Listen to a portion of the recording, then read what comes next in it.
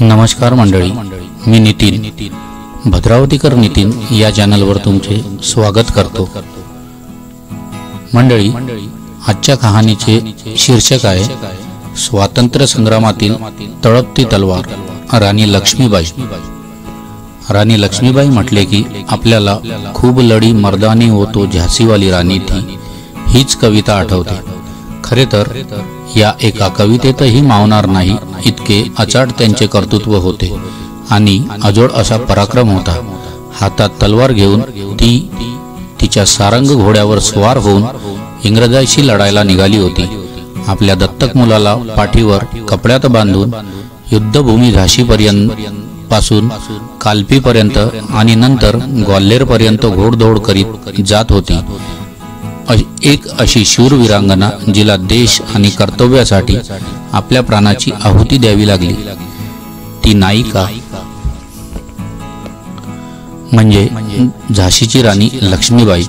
स्वातंत्र्यवीर सावरकरांनी 1857च्या लढ्याला स्वातंत्र्याचे पहिले युद्ध संबोधले होते। त्यातील लक्ष्मीबाईंचा सहभाग पाहता लोकांनी त्या झाशीसाठी लढल्या की भारतासाठी असाही पोरकटपणाचा प्रश्न उपस्थित केला होता। मात्र स्वातंत्र्य हा विषय जेव्हा संपूर्ण देशासाठी कळीचा मुद्दा होता तेव्हा कोणाच्या वैयक्तिक विषयाने लढ्याचे स्वरूप संकुचित होत नाही।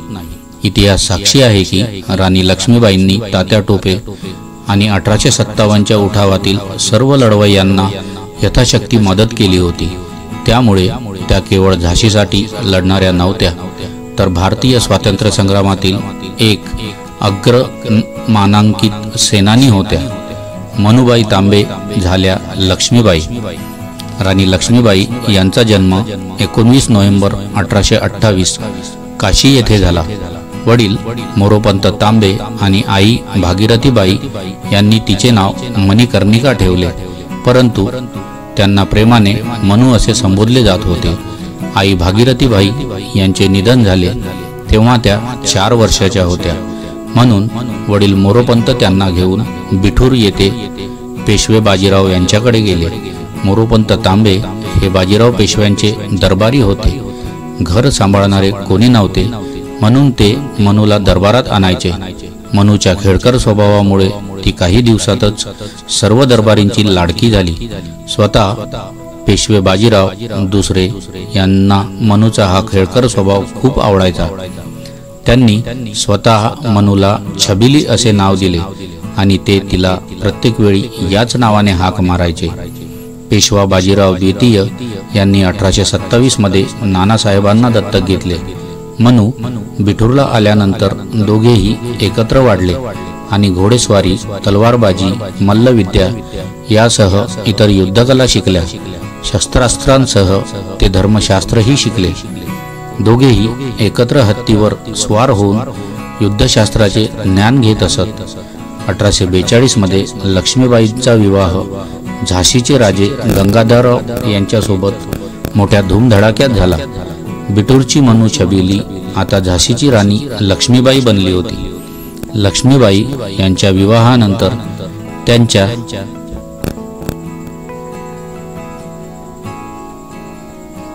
झाशी या राज्याची आर्थिक स्थिती मोठ्या प्रमाणात सुधारली।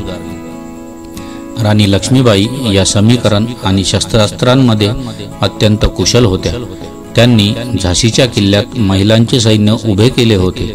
त्या स्वतः मर्दानी पोशाख परिधान करून फेरफटका मारत असत। हे सर्व पाहून त्यांचे पती राजा गंगाधररावांना खूप कौतुक वाटे। 1851 मध्ये लक्ष्मीबाईंना पुत्ररत्न प्राप्त झाले, मात्र केवळ 4 महिन्यानंतर मुलगा मरण पावला। त्यामुळे राजे गंगाधरराव फारच खचले आणि ते आजारी पडू लागले। त्यांनी त्यांच्याच घराण्यातील वासुदेव नेवाळकर यांचा मुलगा आनंदराव यांना दत्तक घेतले व त्याचे नाव दामोदर गंगाधरराव ठेवले। 21 नोव्हेंबर 1853 रोजी राजा गंगाधरराव यांचे निधन झाले आणि राणी लक्ष्मीबाई यांच्यावर दुःखाचा डोंगर कोसळला। जेव्हा इंग्रजांना राजा गंगाधरराव यांच्या मृत्यूची माहिती मिळाली तेव्हा त्यांनी राणीचा दत्तक पुत्र दामोदरराव याला झाशीचा उत्तराधिकारी म्हणून स्वीकारण्यास नकार दिला आणि राज्य बळकावण्याच्या धोरणानुसार झाशी ब्रिटिश साम्राज्यात विलीन करण्याचा निर्णय घेतला.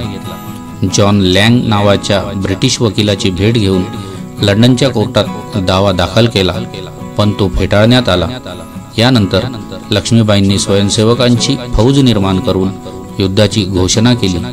इंग्रजांचा झाशीवर हल्ला. 1857च्या क्रांतीचे मुख्य केंद्र झाशी बनले होते. इंग्रज राणीच्या नावानेही हादरत होते. राणी लक्ष्मीबाईंनीही इंग्रजांचा निर्णय स्वीकारण्यास नकार दिला. त्यामुळे ब्रिटिश अधिकारी कमालीचे संतापले होते. अखेर अचानक 1858 मध्ये इंग्रजांनी झाशीवर हल्ला केला. राणीची फसवणूक झाली आणि इंग्रज किल्ल्यात घुसले. तिने दामोदरला पाठीवर बांधले आणि हातात तळपती तलवार घेऊन ती इंग्रजांशी लढू लागली. इंग्रजांचे सैन्य वाढत गेले तेव्हा विश्वासू लोकांच्या सांगण्यावरून राणी खालपीच्या किल्ल्याकडे निघाली. लक्ष्मीबाईचे चंडी रूप. 14 मार्च 1857 पासून सलग 8 दिवस तोफखाना किल्ल्यावरून गोळीबार करीत राहिला. लक्ष्मीबाईंची जबरदस्त तटबंदी पाहून ब्रिटिश सेनापती ह्युरोज थक्क झाला. राणी रणचंडीचे स्वरूप धारण करून आपला दत्तक पुत्र दामोदरराव याला पाठीवर घेऊन भयंकर युद्ध लढत होते. या लढाईत झलकारीबाई आणि मुंदर सखींनीही रणांगणात आपले युद्ध कौशल्य दाखविले. सुरक्षिततेच्या दृष्टिकोनातून झाशीच्या निष्ठावंत सैनिकांनी राणीला काल्पीकडे जाण्याचा सल्ला दिला. अखेर स्वतःच्या भरोशावर लक्ष्मीबाई 4-5 घोडेस्वार घेऊन काल्पीकडे निघाल्या आणि त्याच वेळी ब्रिटिशांना खबर लागली की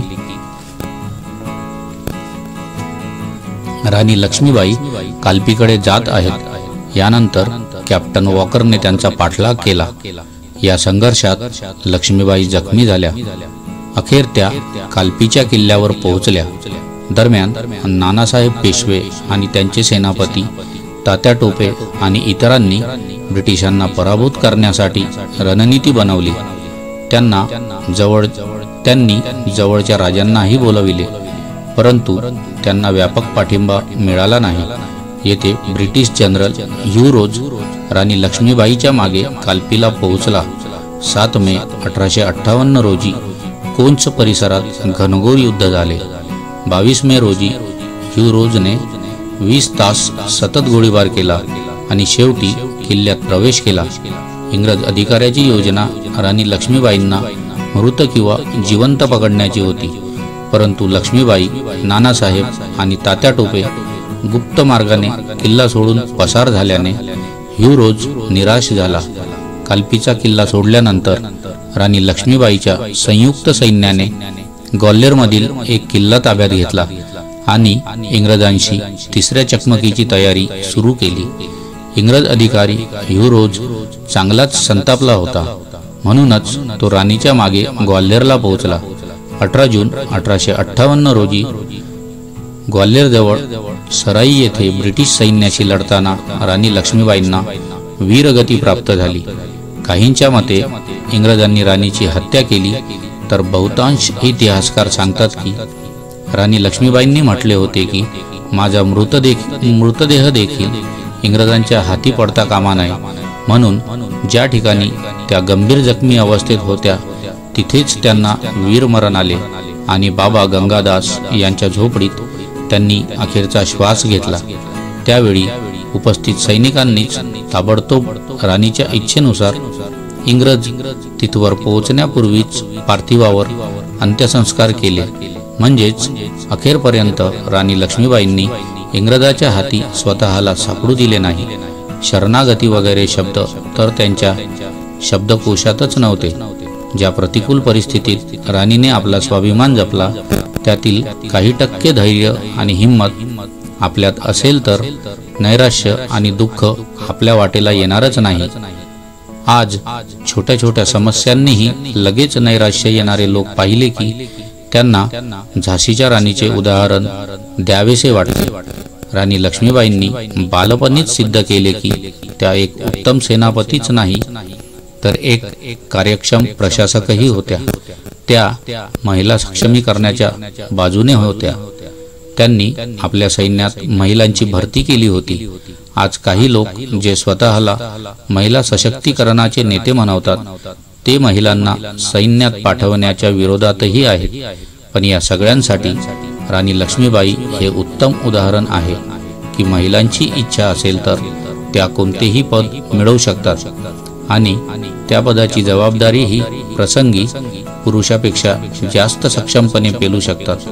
खुद्द इंग्रज देखील लक्ष्मीबाईंना चळाचळा घाबरत असत। एवढेच नव्हे तर युद्धाच्या अहवालात ब्रिटिश जनरल ह्यू रोज यांनी लिहिले की राणी लक्ष्मीबाई तिच्या सौंदर्य, धूर्तपणा, चिकाटीसाठी उल्लेखनीय होत्या, पण बंडखोर नेत्यांमध्ये त्या एकमेव पुरुष होत्या। मंडळी, कशी वाटली राणी लक्ष्मीबाईंबद्दल माहिती? तुम्हाला आवडली असेल तर लाईक, कमेंट आणि शेअर करायला विसरू नका।